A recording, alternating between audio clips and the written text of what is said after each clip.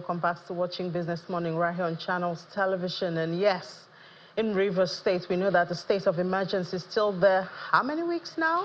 We have a sole administrator in that state amidst a democratic government in the country. So let's find out if this is affecting us in one way or the other. We've seen our reporters there say that there's calm there, but Dr. Taufik Raimi is the president and chief executive officer of REIT Value Consultants.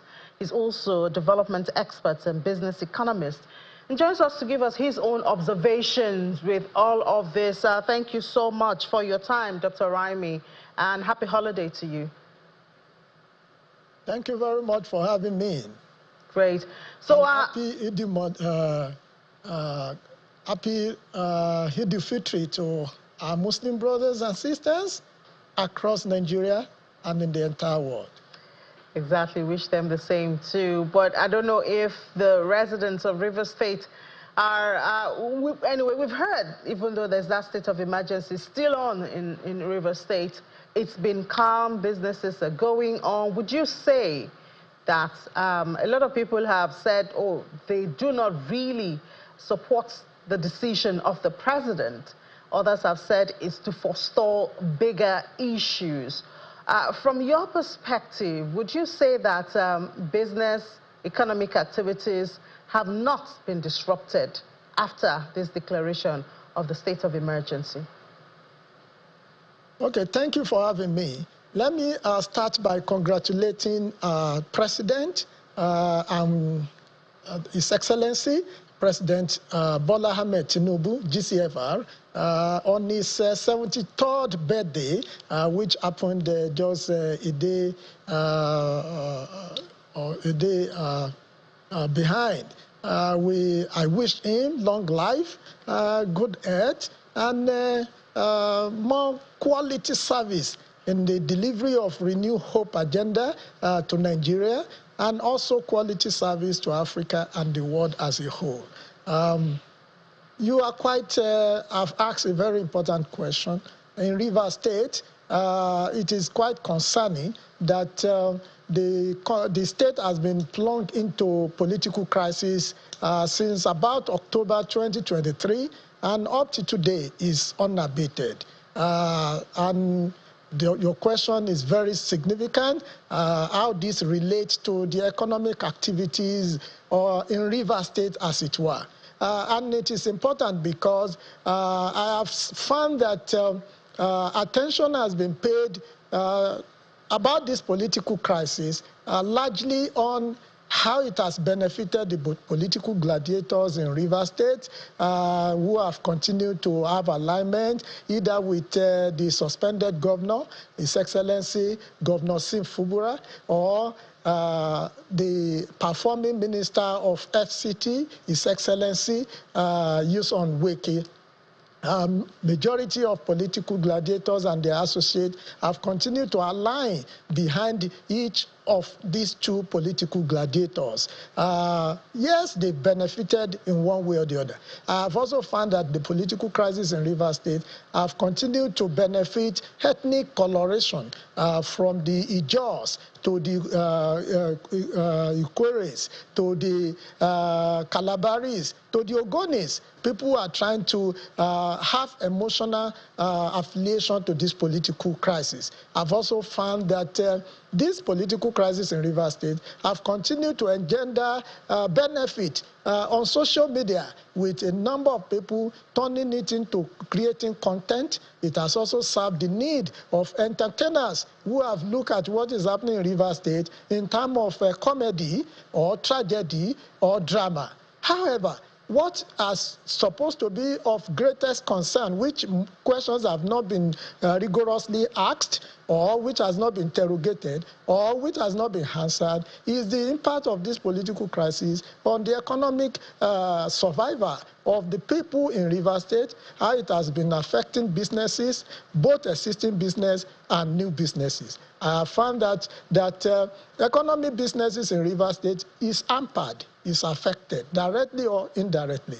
People who are supposed to be both investors from Nigeria and even from abroad are doing what I call wait and see to see whether this political crisis will abate.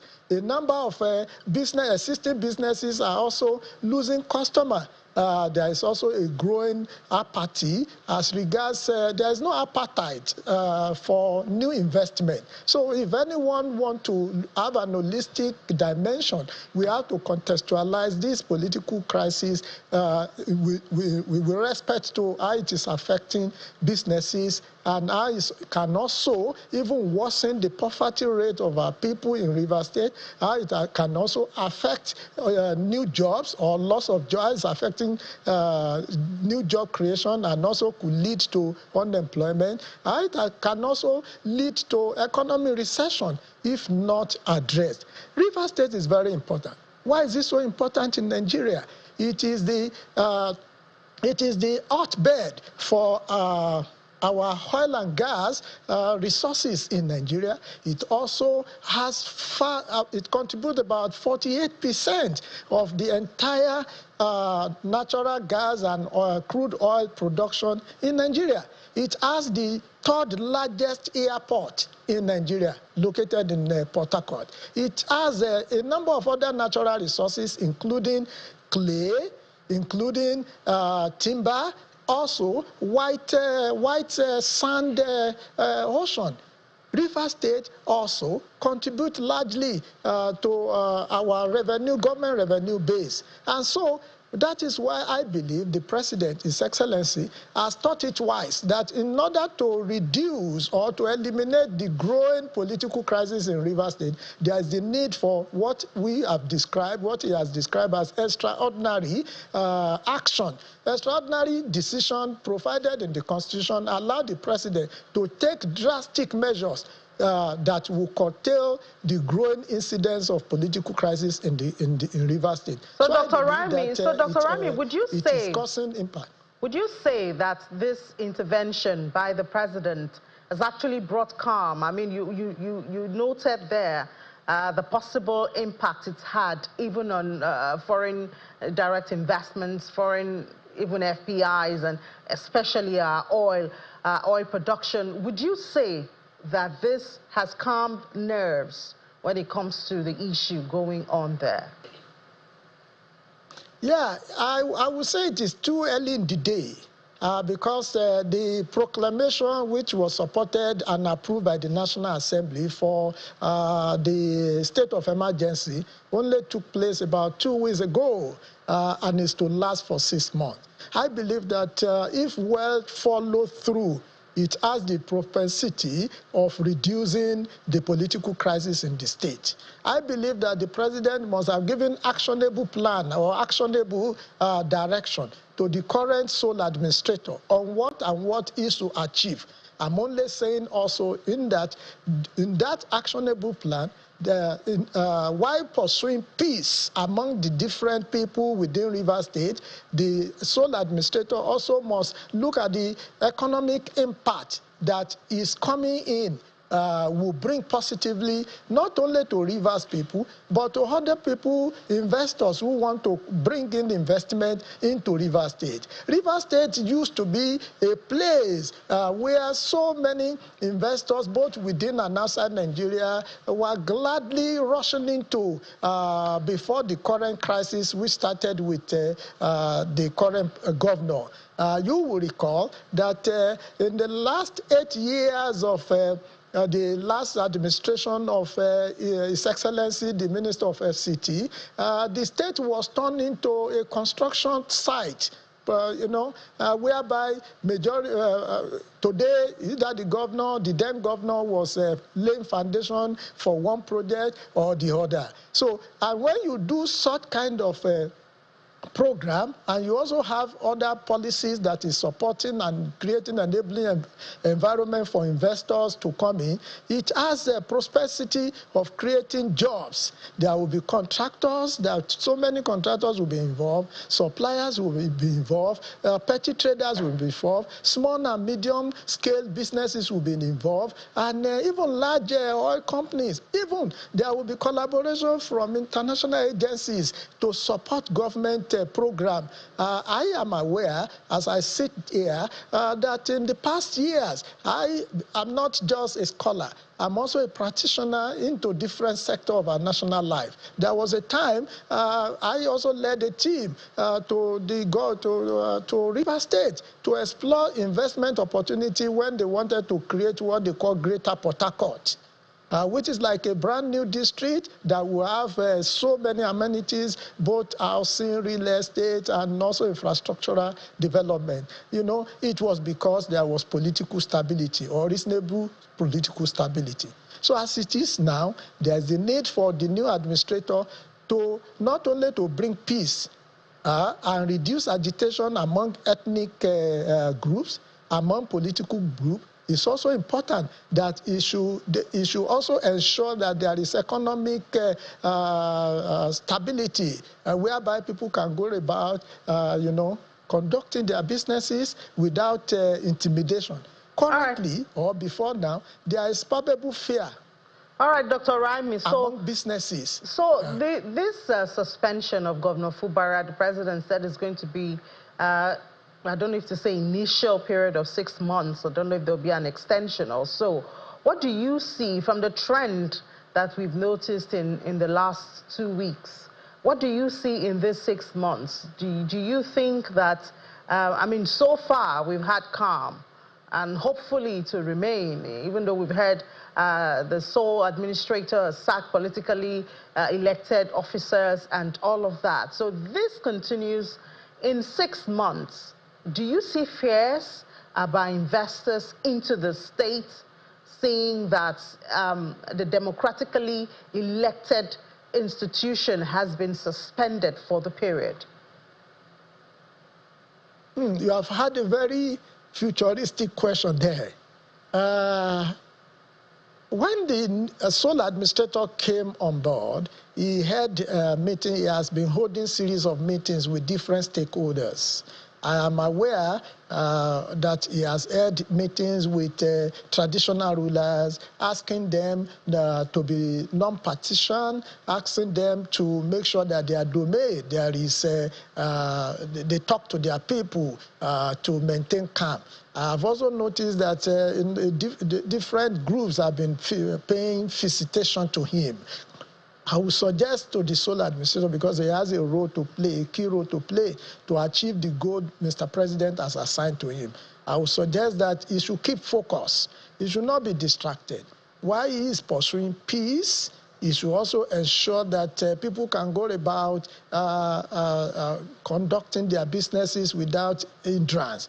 What I see is that within the next 6 months, I'm seeing possibility that the main actor in this problem, which we must undeniably is the suspended governor, he must have reflection about all that has happened or that led to the suspension.